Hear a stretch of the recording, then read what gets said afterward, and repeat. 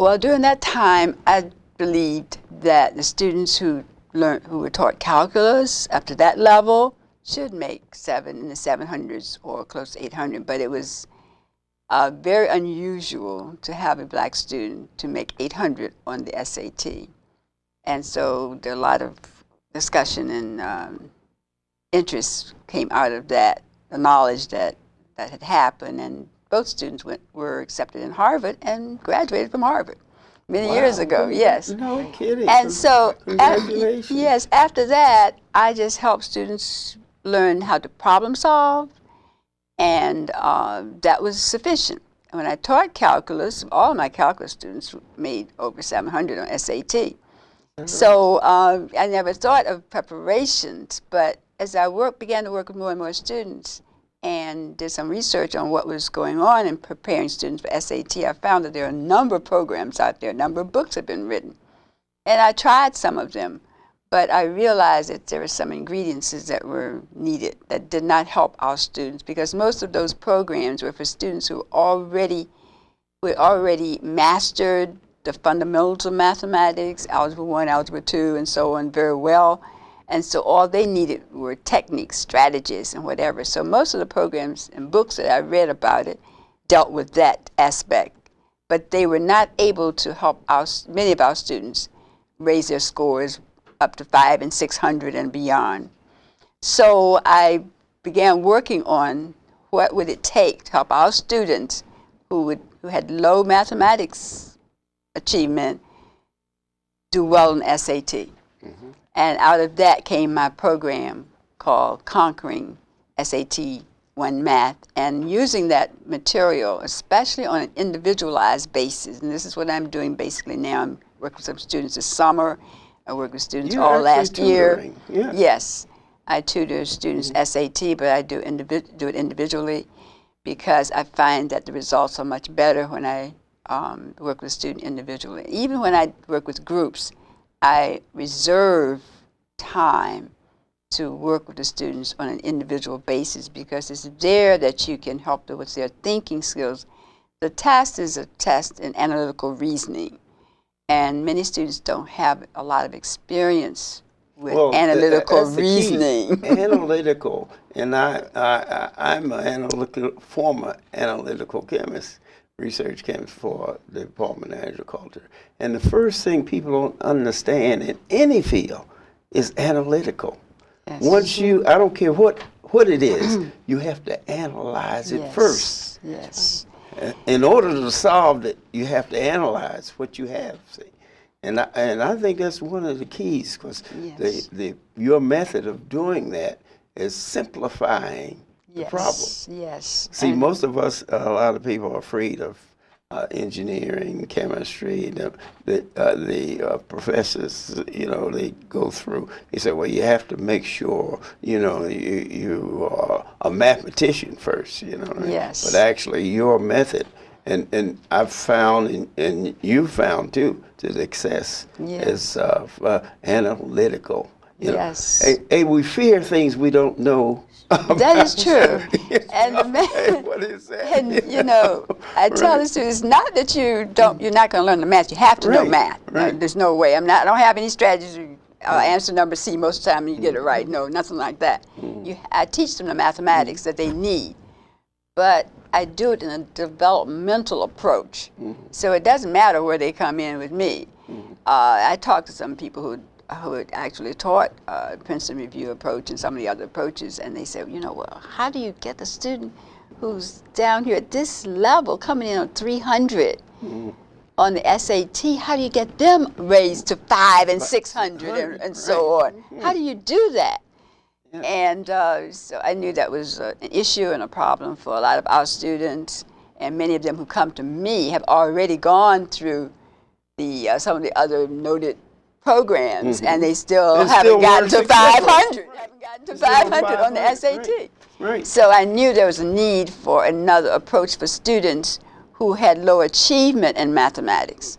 So that is what my approach deals with. Students, low or high, but most of them have low achievement in mathematics. They have all A's maybe in their math, But when they take the SAT and the parents can't understand, and most people can't, well, why can't my student get more than 400 on the SAT? She has, or he has all A's in math.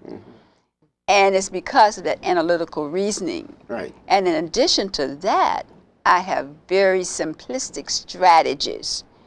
So what I have done is I have developed a strategy for every type of SAT question that they could possibly face on the SAT. Is that right? I have a mathematical strategy for dealing with every single type problem. And you've been With successful. that, you can't go wrong. Right. because except the student still has to think, of course. Student has to think it through.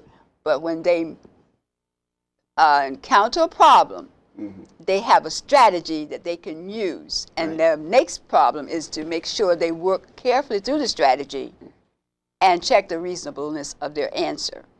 Right. And there are certain things like that they still have to do and make sure they get it correct. They have to But get if involved in it. if you don't have it, if you know it's not right, if you're not sure, don't mark anything. You've got to know you're right. That's my theme. You have to know you're right. And once you know you're right, mark it. Right. And this is why the student scores go up. And parents have been so excited everywhere I would be go excited now. Too. I know I was very impressed with your system because what it did, it relaxed the person that Yes, you're teaching. yes. See, you know, at first you fear something, you know. Yes. First thing you tense up, let me get this right. You know? Yes, that's I remember correct. this, you know. And what happens too, what I like in your method is most students go to rote memory. Yes. And see, when they go to rote memory, boom. They forget when right. they get on the test. They say, oh, Right. how do I do this? Yeah, right. But you give them that logical system. development of the system Right. that's logically connected. Everything is logically connected. Uh-huh. So if they can see the logic in it Right. and work through. I was working with a young lady just on Saturday, and she Yeah. was saying, you know, before we go to our session, this is a problem that has really bothered me. I don't know how to approach it. How in the world do you do it? And so I spent some time with her, and she got it in worked. about 10, 11 minutes. And I said, now let me give you another problem like that. Make sure you have it. And she said, I got it, Dr. Johnson. I understand it. I know what to you do. mean. Okay, Karen, tell us about some of the other books that you're contemplating and getting involved with. Are they centered around the history of Prince George County? Because a lot of us Prince Georges, we need the type of book that you're producing. You know, you're going back 300 years. Very few books that I've seen have gone back 300 years as far as developing African America. Well, while I'm contemplating writing another book, it's not on the history of African Americans in the county, but I do think that more work and attention needs to be paid to the two books that we've already written, and that's why there's still a great demand for them, and we are launching the website so that they can be more available. But I would like to mention that there's one family in the book, for example, the Quanda family. It's the oldest documented family in America, and it had its origins here in Prince George's County. I read a lot of stories about them. Quandas. It's a fascinating family, and the family historian is Rohulamin Quanda, an administrative law judge in D.C., who provided to me many of the photographs of the Quandas who are highlighted in the book. And in addition to that, I think it's important that, again, that our students know our history and the history of African Americans in the county. I would like to say that both books are on the supplemental reading list in Prince George's County in the school system. I'm not sure to what degree that they are being used, but at some point they certainly were. They are available. They are copies available in the school system and all of the libraries here in Prince George's County. And what's that name again? It's very The catchy. name of the book is Like a Phoenix, I'll Rise, an illustrated Now, how did you come up with that title? Well, that's a good question. The phoenix bird, as you know, represents a number of things. The phoenix is a mythological bird out of Greek mythology, and it was said of it that every 500 years the phoenix would allow itself to be consumed in a fire, but it would always rise from the ashes again. And I think that we selected that bird because it typifies the experience of African Americans, that we have had many trials and tribulations, but we still rise out of the ashes. Right. And secondly, the book gets its name from George Henry White, who was the last African American to sit in the House of Representatives.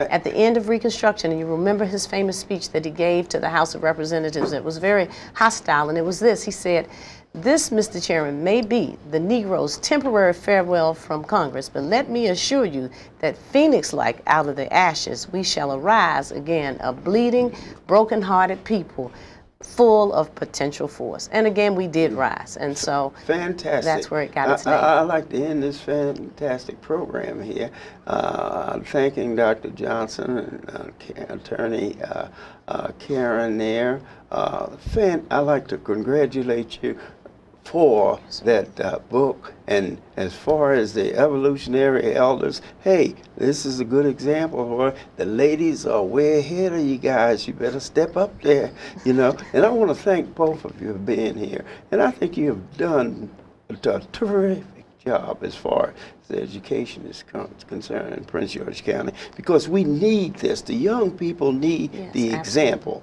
And you coming out with the book and that SAT, well, we know how really that affects everybody, you know. Right. I mean, so once again, it's been Ed Brown, and we're going to have more of this coming. We're going to have Karen back, and you know, we're going to have Ms. Johnson. She's evolutionary elder. She's associated with Dr. Eugene Williams some kind of way. See you next time.